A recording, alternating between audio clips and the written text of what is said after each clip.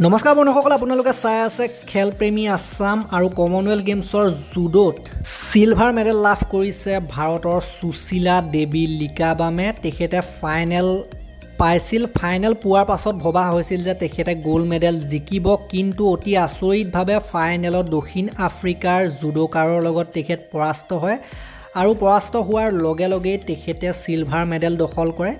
যিহেতু ফাইনেলত যিগৰাকীয়ে জিকে তেখেতক গোল্ড আৰু হৰাগৰাকীয়ে সিলভাৰ পায়, গতিকে ফাইনেলত হৰাৰ বাবে তেখেতে সিলভাৰ মেডেল বৰ্তমান সময়ত লাভ কৰিছে। আৰু জুডোৰ যদি আমি কথা ক'বলৈ যাওঁ, 2014 চনত যিটো কমনৱেলথ গেমছ হৈছিলে তাতো তেখেতে পাইছিলে সিলভাৰ মেডেল। আৰু আমি যদি ক'বলৈ যাওঁ অলিম্পিকত ভাৰতক প্ৰতিনিধিত্ব কৰা তেখেত জুডোকাৰ হয়, একমাত্ৰ জুডোকাৰ।